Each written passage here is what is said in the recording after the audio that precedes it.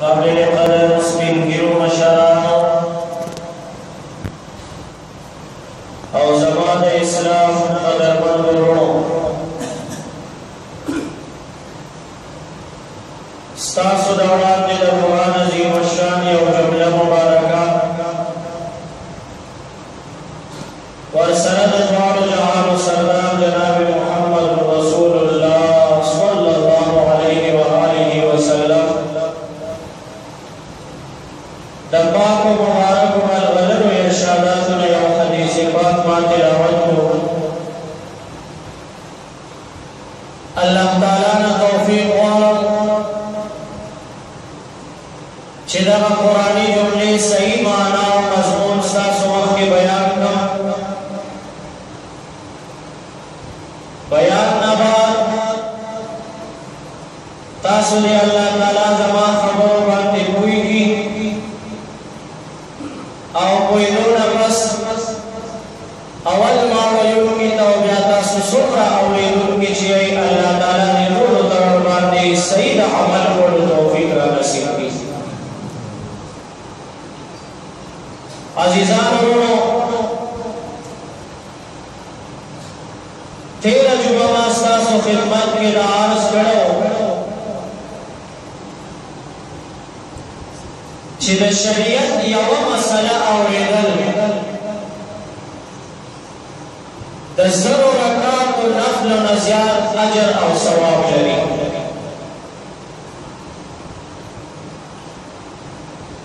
چې تا د شریعت یوه مسله واورېده،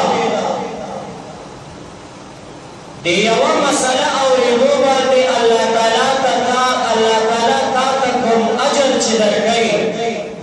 نو که ته زر رکعته نفل وکړې د هغې زرو رکعاتو نفل او اجر د یوې مسلې اورېدو اجر ته نه رسېږي. عزیزانو، دوه څلور بنیادي مسلې دا د تاسو خدمت کې عرض کول غواړم،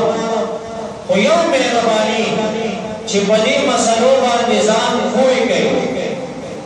یو خو ودکېږئ نیغ ما طرف ته ګورئ، چې ما ته ګورئ په مسله باندې به پوه شي، او چې په مسله باندې پوه شي نو الله تعالی به تا ته بیا د عمل توفیق هم درکړي. ځکه د عمل دپاره علم شرط دی. ته به په یو مسله باندې عمل هلکې چې ته په مسله باندې پوه شي، او پوهېدو دپاره توجه دا پکار ده. نو چې ستاسو ما طرف ته توجه او تاسو ته دا اجازت دی چې یو مسله باندې یو خبره باندې پوه نه شي نو ودرېږه، وایي دې مسله باندې پوه نه شم بیا یې راته ووایه، زه به ډېر زیات خوشحاله شم. خو تاسو دې مسله باندې ځان پوه کړئ. عزیزانو، بنیادي دوه څلور مسلې ستاسو مخکې عرض کوم. یوه دا چې کله د یو پلار او د مور یو بچی نارینه وي او که زنانه وي، زوی وي او که لور وي، که لور دې پیغله شوه یا زوی دې بالغ شو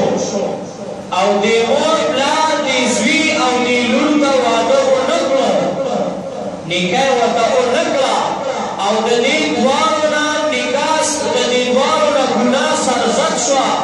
الله تعالی به د دې دواړو په ګناه کې دا مور او پلار دواړه ورسره رانیسي. دا بنیادي مسله، په دې ځان پوهېږه. هلک بالغ شو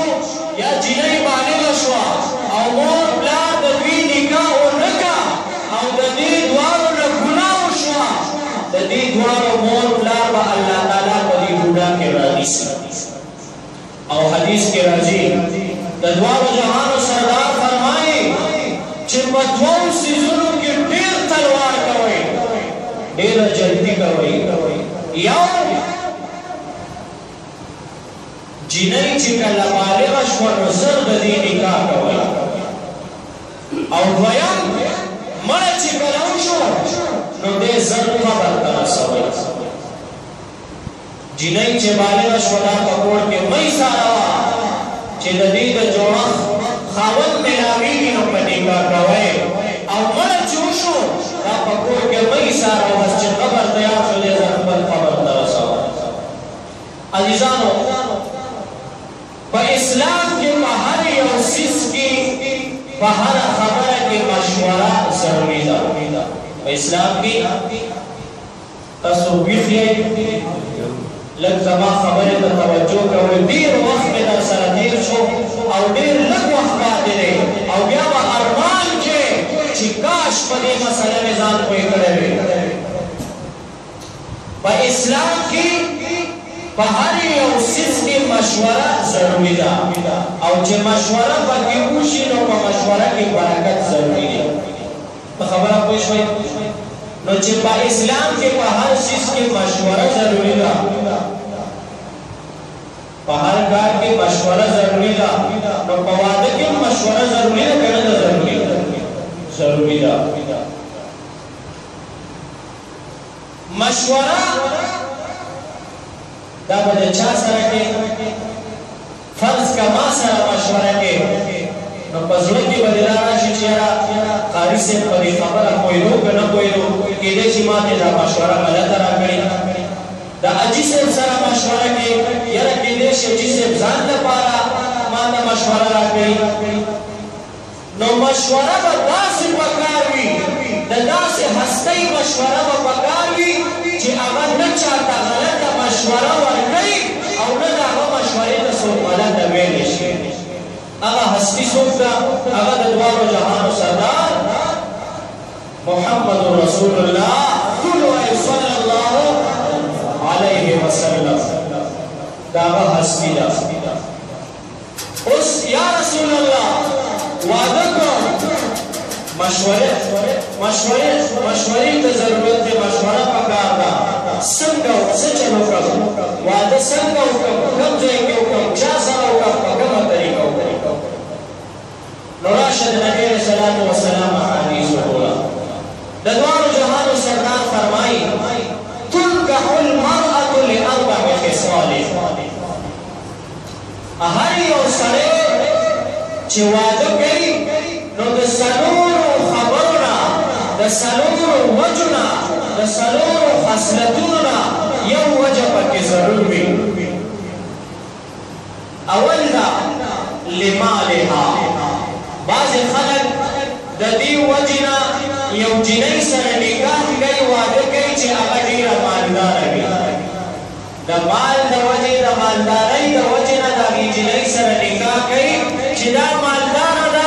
نو ډېر جهیز ډېر سامان به زما کور ته راشي ایرکنډیشن به راشي فرج به راشي وغیره وغیره څښل به راته ګاډۍ واخلي پلاټ به ورسره راشي د مال د وجې نه یو سړی د یو جنۍ سره نکاح کوي دویم لحسبها بعضې خلک د دې وجې نه یو جنۍ سره نکاح کوي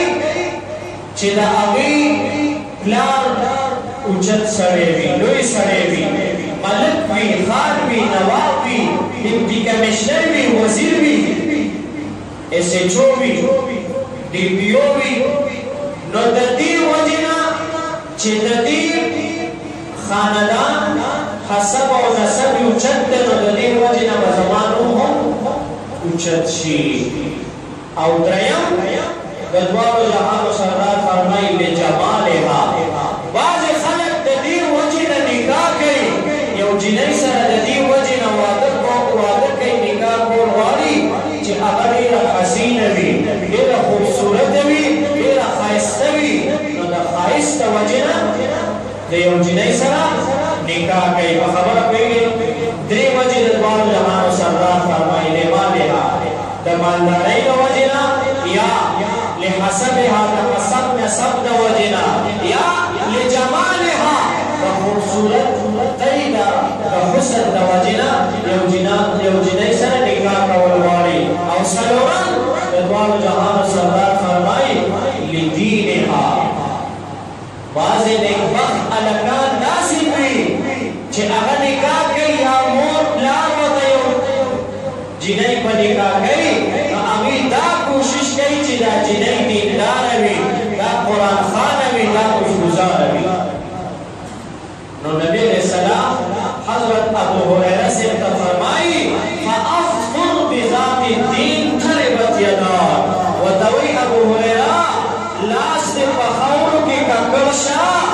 دیندار ښځې سره نکاح وکړه دینداره جنۍ په نکاح واخله دا چا ته وایي دا ممتولو ته وایي چا ته وایي دا ممتولو ته وایي چې ستاسو لاس دې په خاورو کې ککړ شي د دیندارې جنۍ سره نکاح کوئ مه مال ته ګوره مه حسب او نسب ته ګوره مه حسن او جمال ته ګوره د دیندارې جنۍ سره نکاح وکړه نو چې دینداره جنۍ کور ته راولې نو کور به دې جنت شي اوس عزیزانو مور او پلار د زوی دپاره جنۍ ګوري ابو داود کې د صحای سنتنه د حدیثو کتاب دی د رسول الله یو صحابي د مغیره بن شعبه رضی الله تعالی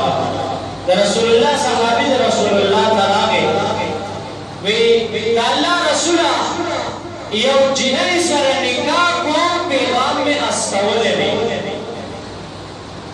یو جنۍ سره نکاح کول غواړم پیغام مې استولی دی د دواړو جهانو سردار ورته وایي مغیره تا دا جنۍ لیدلې ده تا دا جنۍ لیدلې ده مغیره وایي یا رسول الله لیدلې خو مې نه ده د دواړو جهانو سردار ورته وایي دا جنۍ وګوره د واده نه مخکې جنۍ وګوره که خوښه دې شوه مخکې ټول ژوند به دې په خوښه باندې تېر شي او که خوښه دې ني که اوس نه وګوره چې وروسته ټول ژوند دې په خفګان او مصیبت کې نه وي دا ورته څوک فرمایي رسول الله فرمایي چې جنۍ وګوره دا د الله پیغمبر تا ته مشوره درکوي د واده هلته فرمایي چې د دینداره ښځه په نکاح والم دې ځای وایي جنۍ چې نو څه چل وکړه اولي وګوره د واده نه مخکې وګوره اوس موږ پښتانه یو د پښتو غیرت باندې ډېر زیات مس یو خو د اسلام غیرت راکې ډېر کم دی خلک وایي چې دا خو د پښتو د غیرتو خلاف ده د واده نه مخکې مو جنۍ څنګه ګورې دا خو د پښتو خلاف ده د غیرت خلاف ده اوس ورونو چې رسول الله درته اجازت درکړو چې وګوره نو دا شریعت شو که د شریعت خلاف شو شریعت شو او د رسول الله نه زیات غیرتیم څوک شته پیدا بشي که څوک وایي چې زه د رسول الله نه زیات غیرتیم لا زیات بدبخت دی نو دا تا ته د الله پیغمبر د واده مشوره درکوي بیا جنۍ دپاره سړی پیغام ورواستئ او هغوی په دې باندې راضي شي چې دا جنۍ تاسو ته درکوو نو بیا یو غونډه کېږي اگر چې په هغې کې ډېر زیات خرافات هم وي خو که د شریعت مطابق غونډه وشي د هلک او د جنۍ د طرف نه ښځې نر یو ځای کښېني او څه خرافات پکې دي نو جایز دي یو ځای کې راجمع شي د جنۍ رشته دار یا د جنۍ مور پلار یا د جنۍ ولي دا وایي چې دا جنۍ موږ تاسو ته درکړه دې ته کویدل وایي منګني ورته وایي غوښتنه ورته وایي اوس پښتانه وایي چې بس دا جنۍ د دې هلک شوه دا د ده ښځه ده وولسې که نه شریعت وایي دا د ده ښځه نه ده دا د ده نه شوه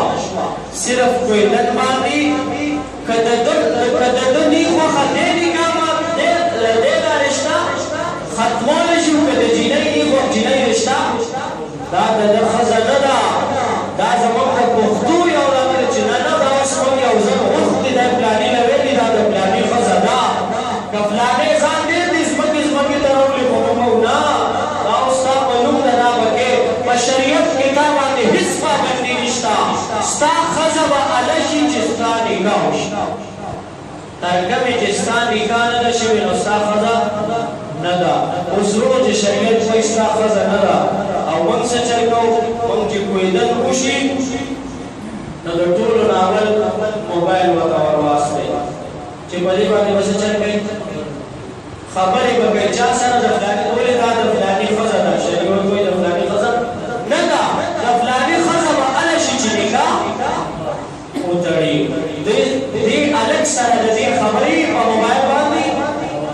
څه شی دی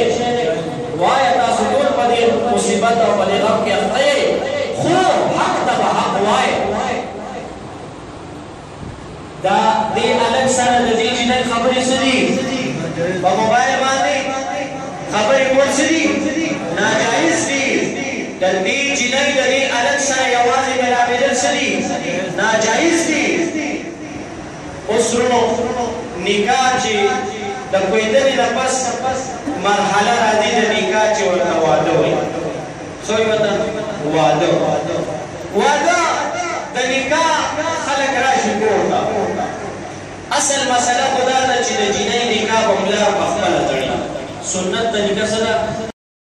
سنت طریقه دا د دواړو جهانو سردار د خپلې لور نکاح پخپله تړلی نو اصل سنت طریقه خو دا ده چې پلار پخپله څه چل کړي د لور نکاح وتړي او موږ پښتانه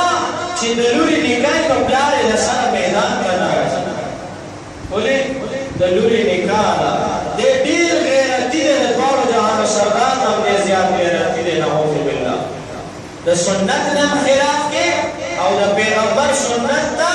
سپک ګوري نو لومبی خو دا ده چې پلار پخپله خو اوس ته ووایه چې زه اوس په نکاح څه پوهېږم د نکاح په وخت کې خو خطبه ویل سنت دي قرآن ویل سنت دي ما ته راځي نه نو عالم به راولي نکاح خوان به راولي اوس وروڼو نکاح خوان راشي او دوه کسان واستئ وي تاسو د جینۍ نه اجازت راواخلئ عزت راواخلئ بابا لږ ویښ شه دا خبرې ضروري دي که نه دي ضروري دي ډېر خلک ښځې پې طلاق دي طلاق یې ښځې ساتي ولې چې مسلې نه خبر نه دي ډېر خلک لعنت پې راورېږي او مسلې نه نو ستاسو دا خوښه ده چې لعنت نه خلاص شئ نو لږ مهرباني کوئ مسله باندې ځان پوهوئ ما طرف ته ګورئ دوه کسان واستئ چې د جینۍ نه اجازت راواخله اذن راواخله هغه جینۍ ته داسې ووایه چې فلانی ستا نکاح موږ د فلاني سره چې د فلاني کاکا زوی دی هغه سره ستا نکاح تړو تا ته قبوله و قبوله ده اوس جینۍ به چرې هم دا ونه وایي چې ما ته قبوله وم ځکه جینکو کې حیا اگر چې वो पठान मर गए जिनके कानों में अगर चाहे जिनके उस रिश्ता अगा दखौर लांदी दिया चे हया वो कनीवा चिकमा जिनाई वकम अलग तक विदन शबवा और पयो मजलिस और यो महफिल की वा दा अगे अलग लुन चावाशो अगे जिनाई बा महफिल पे खुदा कमरा वा ज़ैबे पे खुदा पर खो मख्तबे सबूतो निवलो विदई दबलानी खान नो वाश دومره حیا وکړي اوس په موبایل به خبرې کوي پلار دې تپوس وکړي بچې څوک دي دا وایي پلارکي خان دی ورور دې تپوس وکړي چا سره خبرې کوي څوک دی پلارکي خان دی دریا بجي صاحب دی پلارکي دی فتح خان بابا دی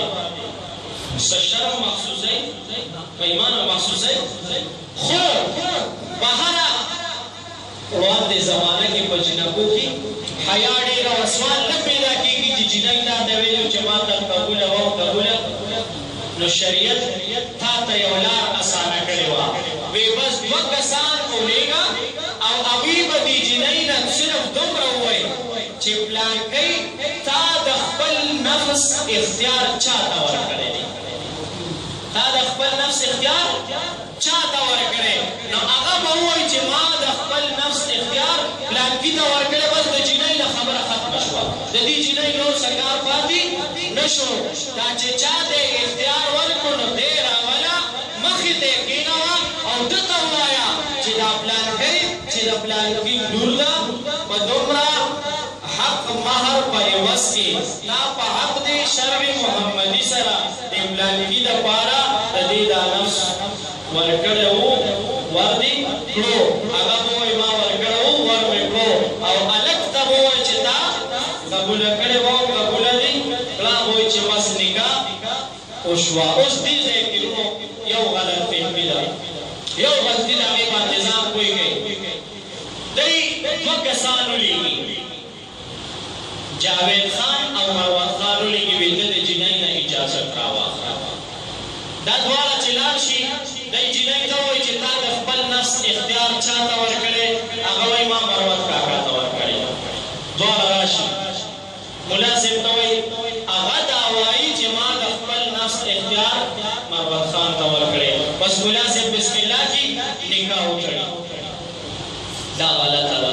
دا نکاح ونه شوه دا نکاح د ډېرو خلکو نکاحونه نه دي شوي او ډېر ملیان پرې نه پوهېږي دې باریکۍ باندې ځان پوه کړه دلته یو غلط فهمي ده دوه کسان تلي مروت خان او جاوید خان هغې ووایي چې ما خپل نفس اختیار مروت له ورکړی دی رالل او نکاح خوان نکاح وکړله نکاح ونه شوه ولې لا یجوز النکاح الا بحضور الشاهدین په نکاح کې دوه ګواهان ضروري دي ته ووایه چې دوه کسه تلي وو که نه مروت کاکا او جاوید دوه تلي وو دوه تلي وو خو هغه یوي هغه یو خو ده جنۍ څه شی شو وکیل شو ګواه ورسره یو پاتې شو او په یو ګواه باندې نکاح لپاره دوه ګواهان پکار دي نو په دې باندې ځان پوه کړه لومړی دا معلومات وکړه چې دا جنۍ خپل اختیار چا ته ورکول غواړي چې چا ته دا اختیار ورکول غواړي هغه د ګواه په حیثیت ما استوه نور دوه کسان واستوه هغه به ووایي چې ما د خپل نفس اختیار مروت کاکا ته ورکړی هغه دوه ګواهان به راشي او هغوی به شهادت وکړي چې هغه دا وایي چې ما د خپل نفس اختیار مروت کاکا ته ورکړل بیا به مروت کاکا کښېني او نکاح پوه شوې په دې خبره پوه شوې اوس نکاح نه پس هغه نور رسمونه رواجونه خو وروستو دي نکاح نه پس به دا ښځه راځي د خاوند کور ته اوس د خاوند کور ته چې راغله او دی د خاوند په کور کې قدم کېښودو نو په دې باندې د شریعت د طرف نه څه احکامات لازم شو څه حدود ورباندې لازم شو یو دا چې دا دې کور ته د ناوې په حیثیت راغله د یو سړي د ښځې په حیثیت راغله دا د دې کور نه قدم بهر نشي کېښوی تر څو پورې چې د خاوند نه اجازت نه شي پوه شوئ په دې مسله اوس شریعت ظالم نه دی شریعت ظالم نه دی یو څو صورتونه داسې شته چې په هغې کې شریعت دې ته دا اجازت ورکوي چې د خاوند د اجازت نه بغیر د کور نه وتې شي هغې باندې ځان پوهېږي یو خو دا په کوم کور کې اوسېږي په کومه کوټه کې اوسېږي په هغه کور کې هغه کوټه راپرېوځي راغورځېږي یا مثال اور لګېږي یا بل د خطرې یو څیز چې د دې ژوند ته دی نه خطره ده نو دا د خاوند د اجازت نه بغیر د دې کور نه وتې شي یو شو دویم مور د کوره خبر راغلو د پلار د کوره خبر راغلو چې پلار دې بیمار دی مور دې بیماره ده یا ورور دې بیمار دی او یا خور دې بیماره ده او سخت بیمار دی ځنکده دی اوس که دا د خاوند اجازت ته ایسارېږي ډېر به ناوخته شي او کېدای شي هغه مور هغه پلار یا هغه ورور خورې د هغې مخ دا ونه ویني او هغه لاړ شي نو دې ټیم کې شریعت دې ته دا اجازت ورکوي چې خاوند ته به سوال جواب د چا په خوله پرېږدي او ته د خاوند د اجازت نه بغیر مور پلار کره لاړه شه اجازت به تاسو ډېر دلګان بنېدلي ما لیدلي ډېر دلګان به تاسو لیدلي ټوله ورځ و مزدوري خواري وکړي ستړي ستومانه چې راشي بیا ښځه ترې وکړي هغې پسې کوي مالک یې بیا ګرځي چې د ډېرانې مور څه شوه ستړی ستومانه په بد حال اکثر بیا د جومات مو سره قرضه وي دلته به ولاړم استاد سره به یې 10 منټه پکې ته کېږم ځکه ډېرانې مور اوس چاته ورکته نشته ښځه به د خاوند د اجازت نه بغیر دغه یو څو صورتونه د دوام دې نه علاوه د کور نه بهر نشي وتې نو اوس په ګاونډ کې یو محرم دی د ښځې دپاره دوه قسمه سړي دي، دوه قسمه خلک دي. مسله باندې یو ته وایي محرم، یو ته وایي غیر محرم. محرم هغې ته وایي چې د دې ښځې ورسره نکاح نه کېږي، د دې ښځې ورسره نکاح نه کېږي. او غیر محرم هغه ته وایي چې د دې ښځې ورسره نکاح کېږي. اوس په ګاونډ کې یو محرم دی، د دې ښځې ورسره نکاح نه کېږي، هغه بیمار دی یا څه حادثه پېښه شوه یا اکسیډنټ وشو یا زنګدن دی د چا، او په ګاونډ کې دی، کوم ځای کې دی؟ ګاونډ کې دی او محرم دی، نو دا د خاوند د اجازت نه بغیر دغې محرم کره تلی شي. تپوس پوښتنې ته دغې محرم کره تلی شي. لیکن کم سړی چې غیر محرم دی د دې ښځې د هغه نه په هر حال کې ستر، که هغه یې د ماما زوی دی او که یې د تره زوی دی، چې خاوند دې وي یا درېیم کړی وي، نه به نه د ماما زوی سره میلاوېږي، نه به د تره زوی سره میلاوېږي، نه به ورسره ټوکې کوي، نه به خندا کوي. اوس یو غلط فهمي دې دی کې پښتنو کې بله ده، یو جنۍ د نکاح په وخت کې یو کس ته اختیار ورکړو، نو پښتانه وایي دا پلانکې د دې د نکاح پلار دی، پلانکې د دې د نکاح پلار دی. نو د نکاح د پلار بیا دا هلې که د نکاح پلار هر ټیم راځي ورکړه راتلی شي، دا جنۍ که هر ټیم ورکړه راځي، نه ترې ستر شته او نه پرده شته، ولې وایي د نکاح پلار دی؟ شریعت وایي د نکاح پلار نه دی، پردی سړی دی،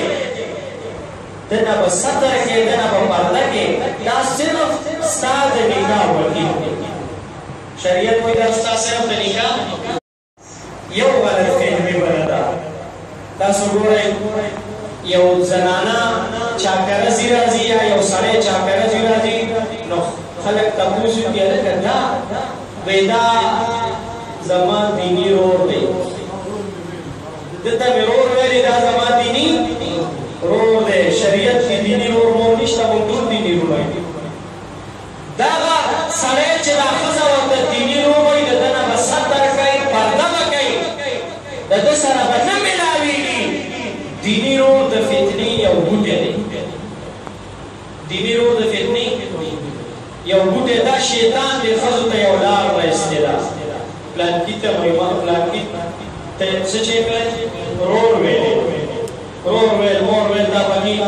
نه د نکاح پلار شته او نه د نکاح مور شته، او نه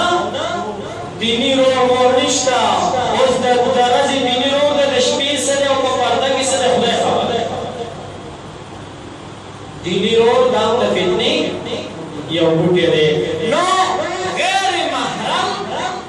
هغه که هر څوک دی، که دیني رور دی او که د نکاح پلار دی او که د ماما دی او که تره د دې ښځې دی، نه پرده لازم ده، ضروري ده پرده، او دا به د دې کس سره چې درېیم ګړی نه وي دا به ورسره نه میلاوېږي. په مسله پوه شوئ؟ بل نبي علیه الصلاة والسلام ته تپوس وشو، وایي د الله پیغمبره د یو نیکې بیبي نښه څه ده؟ د نیکې بیبي نښه څه ده؟ نبي علیه السلام اورېدل غواړئ؟ د نیکې بیبي نښې اورېدل غواړئ؟ الله دې کړي چې زموږ بیبیانې واوري او دا ورته ورسوئ. د الله پیغمبر ورته ویل د نیکې بیبي لومړۍ نښه دا ده چې خاوند ستړی ستومانه کور ته راغی او د خپلې بیبي ته یې وکتل او د ده زړه خوشحاله شي. خاوند د بار نه ستړی ستومانه محنت مزدوري کړې او د باره راغی او خپلې بیبي ته یې وکتل او زړه خوشحاله شو. مطلب یو خبره تاسو ته دې ذهن کې کوم، که په هغې تاسو ځان پوه کړو ډېرې فتنې دا به ختمې شي. د چارسده کې یو ښار، هلته ما وخت تېر کړی امامتي مې، چارسده کې یو ښار یو ډبې سره یارانه، ډبې سره به تلو راتلو، شی وس مې ورته وړو، پیسې مې ورته وړو. یو ورځ دې ډبې دې تپوس وکړې وایي خان ستا خپله ښځه شته؟ وی او خپله ښځه مې شته. وی یو کار ونه کړې چې خپله ښځه شته، ما به د ښځې سره دې میلاو نه کړي؟ وی ولې نه؟ ښځې ته یې ټلیفون وکړو چې چای وکړئ تیار ډبې پورته بوتله ډبې چې وکتل د دې خان ښځه ډېره خوبصورته وه ډېره ښایسته وه او د دې ډبې نه ځوانه وه هیڅ کمی پکې نه خو صرف یو څیز پکې و هغې باندې ځان پوه کړئ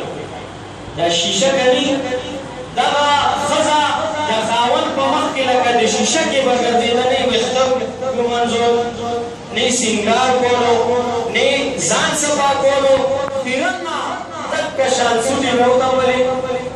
او راغله بسخاله صبح خاوند سره ناست لوښي به ووینئ بسخاله د خوړو څښاک وي به د روانو خاوند سره به یا ستاسو د علاقې مثال به ګېډۍ به راوړو او د خوړو بوی به د روانو او خاوند سره به کېناست د دې ډبې زړه کې رحم راغی دې خان ته وایي دې خان یو دوه جوړې به راته مزېداره غوندې وانه خان او به لس خو به واله دوه جوړې ورته ښې سپېشل جوړې دې خان ته وایي ما کور ته بوځه ویې ولې بس ما کور ته بوځه بیا هغه دوه جوړې راواویسته بیا یې کور خان لاړ حجرې ته دې ډبې دې ښځې ته وایي سرخانې ته راځه ولاړه او چې ویله په ښه سینګار یې ورته وکړو سنبال یې کړه او خان ته جواب ولېږلو چې کور ته راشه یو کپ چای وڅښه خان چې راغلو دا ډبه پې سیټ ته شوه او دې ښځې ته یې ورته یې په خپله وې خاوند ته دا چای اوس خان چې راغی او ډېراني مور ته وکتل نو خان ویې چې لکه دا څنګه چل دی تاسو که خیال وکړئ ستاسو خپله ښځه وي خو که چې ته غم خادۍ ته ځي یا بازار ته یا زیارت ته ځي که تاسو لاره کې ولیدو ومو پېژندل غله به مخ راوټو خپل کاکا ورته داسې کته وکتل دا څوک ده که نه ده داسې یعنې په ډېر خبرې نو خان چې وکتل کېناست ورسره چای وڅښلو خوښه یې شوه ډبه راووته ورته وی خان ستا ښځه زما نه زیاته ښکلې ده زما نه زیاته ځوانه ده خو صرف دې بدبخته کې دغه یو کار دی چې دا تا ته ځان نه ښایسته کوي سینګار نه کوي او ستا په مخ کې کوده راګرځي په دې وجه ستا دا نه خوښېږي چې پردۍ ښځې ځان جوړ کړی وي او خوشبو ترې روانه وي نو ستا هغه هغې ښځې دپاره سبق شو هغې نه پس به هغې د خاوند مخ کې ښه ځان ډبل سینګار به یې کولو او ښه د مینې ژوند دی او چرې بیا په هغې کې دمه رانله رسول الله صلی الله علیه وسلم فرمایي چې سړی کور ته راشي او ښځې ته وګوري او زړه یې خوشحاله شي دا د نیکې ښځې نښه ده مطلب دا دی چې ښځې ځان سینګار کړی وي ځان یې خاوند ته ښایسته کړی وي ځان یې ډولې کړی وي زموږ ښځې صاحبه سوټې وترپي راشي موږ سره په ګډ کې کېني لوښي وویني بس مال راشي موږ سره په ګډ کې کېني کور کې صفایي کوي څښاک ټولې خاورې وي پردي د خوړو وي نو هغه بیا د خاوند خوښېږي نو الله پیغمبر فرمایي د نیکې ښځې نښه دا ده چې خاوند یې دې ته خو پته ده چې زما خاوند سهار وخت ټول ورځ محنت مزدوري خواري کړو مازدیګر به کور ته نو چې مازدیګر دې ټول کار برابر کړی او خاوند دپاره ځان صفا کړی پاکې کپړې یې اچولي واپړه نه ده ګودړه نه ده او صابونې نه دی روان هسې ورور که زموږ ښځې په دې مسله باندې عمل وکړي ډېرې فتنې به ختمې نه شي ډېر کورونه به جوړ نه شي د مینې محبت ژوند به نو رسول الله صلی الله علیه وسلم فرمایي چې د نیکې بیبي یو نښه دا ده چې خاوند یې کور ته راغی او بیبي ته یې وکتل او دا د ده زړه خوشحاله شو دویم د الله پیغمبر فرمایي چې د نیکې بیبي نښه دا ده چې خاوند ورته یو خبره وکړي نو دا به د خاوند خبره مني انکار به نه کوي ولې یو حدیث ته راوړو نبي علیه السلام فرمایي وایي دوه کسان په دنیا کې داسې دي چې هغوی ډېر په مینه ډېر په اخلاص ډېر په محبت ډېر په خشوع او په خضوع سره لمونځ کوي خو لمونځ یې نه قبلېږي دوه کسان په دنیا کې داسې دي ډېر په مینه ډېر په محبت ډېر په اخلاص او په خوشحالۍ په خشوع سره لمونځ کوي خو لمونځ یې نه قبلېږي یو د الله پیغمبر فرمایي هغه چې هغه غلام چې د مالک نه تښتېدلی وي نن زمانه د غلامۍ نه ده په دې زمن کې به قیاس په نوکر باندې وکړو چې یو نوکر ته ته د یو کار لپاره پیسې ورکړو هغه ستا هغه کار په ځای پرېږدي او لاړ شي وتفتیدی که ډېر په مینه او په خشوع موضوع مونځ کوي د لمونځ نه قبلېږي او دویم د الله پیغمبر وفرمایل هغه ښځه چې د خاوند خبره یې ونه منله که دا ډېره حجره یې ډېره تهجدګزاره یې ډېره قرآنخوانه یې او دا ډېر په اخلاص او په خشوع باندې مونځ کوي خو د دې مونځ نه قبلېږي تر څو چې خاوند رضا کړی دی تر څو چې خاوند رضا کړی نه وي دا مسله پکار دی چې زموږ ښځې واوري او دا تاسو باندې لازم ده چې دا ښځو ته ورسوئ نو دا د الله پیغمبر وایي د دین کې بیبي او نبي علیه السلام یو متقي زنانه ورته وفرمایل وایي تاسو ته پکار دی چې ډېرې توبې وباسئ ښځو ته څه وایي وایي تاسو ته پکار دی چې ډېرې توبې وباسئ او ډېرې صدقې وکئ ځکه وایي ما ته الله تعالی جهنم ښودلی و وایي ما چې وکتل په جهنم کې زما په امت کې د سړو نه زیاتې ښځې وي اوس دې ښځو ته اوس دې ځای کې سوچ پکار دی د افسوس مقام دی او چې د الله پیغمبر ویلی دی یقینا ای به داسې چې ښځې به جهنم ته ډېرې ځي خو هغه ښځې به ځي د کومو چې د الله پیغمبر نشاندهي وکړه نو یو زنانه پاڅېده وې فبما یا رسول الله داسې به ولې وي دا ښځې به ولې ډېرې دوزخ ته ځي نو د الله پیغمبر ورته وویل وی دې ښځو کې دوه خبرې دي چې دا دوه خبرې پکې وي که دا اجره وي تهجدګزاره وي او قرآنخوانه وي او هر څه وي او دا ډېر صدقې هر څه کوي خو چې دا دوه خبرې پکې وي دا به د جهنم په کنده کې پرته وي الله دې د ټولو بیبیانو ته امان ورکړي هغه دوه خبرې څه دي د الله پیغمبره نبي علیه السلام وفرمایل یو خبره دا ده یو نښه دا ده چې په ښځو کې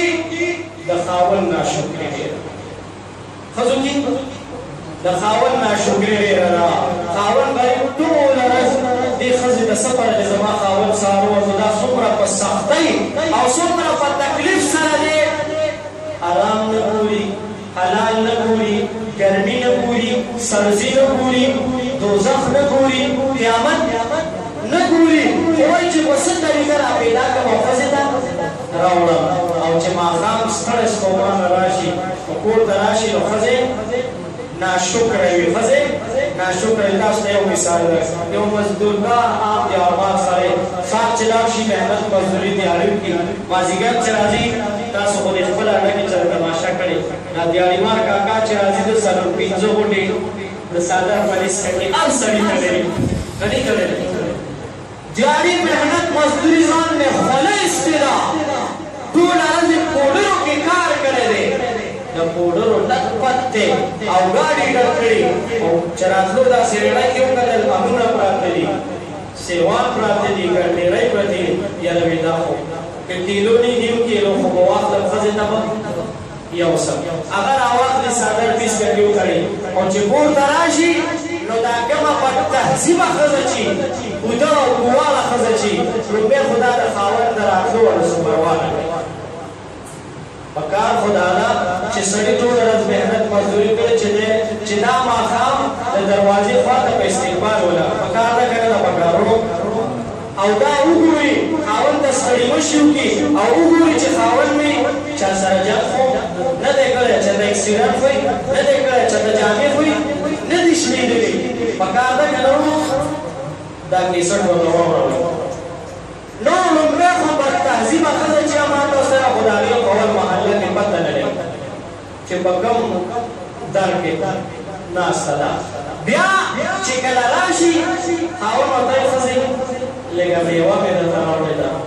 په لاره تېرېدم میوه مې هغه شته ته مې راوړې ده دا ورته ګوتې کوي نه دا ورته ولې هغې ته پته وي چې درې څه راوړي خو یا به دوه سیوانه یا به یو دوه امونه راوړي نور به څه هغې ته ګوتې کوي نه خاوند وایي ګوره ښځې ډېر په مینه مې راوړي ته واخله خپله واخله دې بچو روک شه څه به دي او څه به ستا میوه وي د پلار کور کې ما ډېر سیوان خوړلي دي ما ډېره مونه ور به مې راغلل ستا په کور کې څه به دی وایي داسې که نه وایي ناشکري وکړه کوې نه کړه نو د الله پیغمبر وایي دغه ښځه به که دا قرآن خوانه یي که دا اجمه یي که دا هر څه هرڅه دا به د جهنم په کنده کې پرته یي چې د خاوند ناشکري کوي دویم د الله پیغمبر ورته وایي ستاسو خوله کې لعنت ډېر دی ستاسو خوله کې تاسو اورېدلي د ښځو دا خیري د ګاډي لاندې شي ټوکړي ټوکړي شي په ګولۍ سورې شي وایي که نه وایي او دې ته سوچ نه کوي که دا کار وشي نو د زما بیا څه حل وي نو د ښځو خوله کې دا د ښځو الله پیغمبر دې ستاسو خولې بیوا کړي خولې مو بیوا کړي د ښځو خولې یا الله توبه ما ته پته ده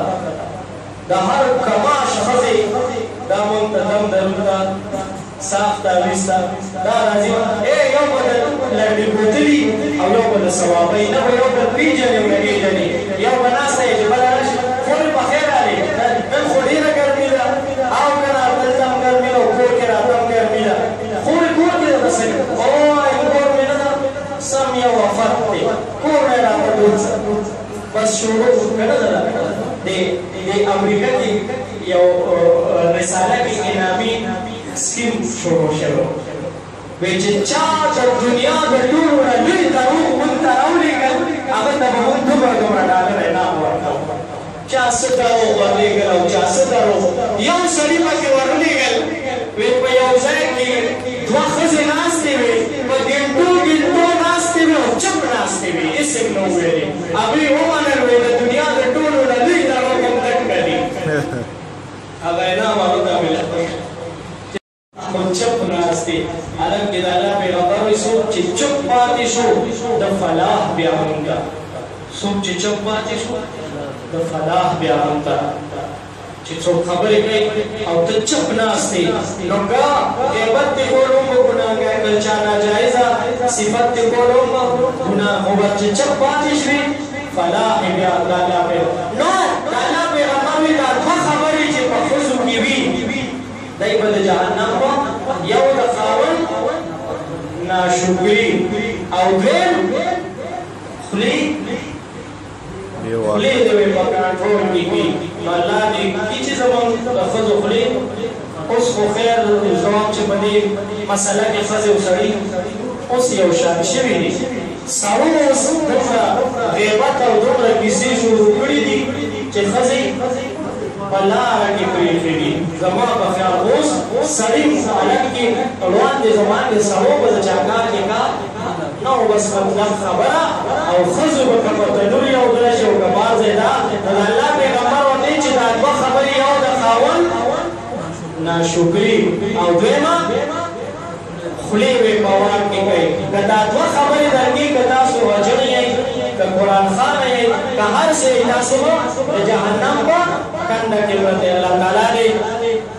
زمونږ بیبیانې په دې خبرو باندې پوهېږي او دا خبرې رسول هغوی ته ستاسو ذمواري ده انشاءالله چې په بله موقع باندې بیا مزید نوره د دې تشریح وضاحت دا که الله تعالی ژوند راکړو مزید تشریح وضاحت بیا په بله موقع باندې خو دا اوس کوم او چې ولوستل الله تعالی دې بیا ول ما او بیا تاسو ته صحیح د عمل توفیق را نصیب کړي ورونو یو مهرباني کوئ جمعې پر ورځ وختي راځئ بنیادي خبرې دي بنیادي مسئلې دي کیسو نه نه څه جوړېږي او نه کیسهمار ملا یم او نه مې کیسهمار ملا خوښي د مطلب دوه درې مسئلې به بیانوم او دا د هر سړي ضرورت دی په هغه باندې فرض دي چې په دې باندې ځان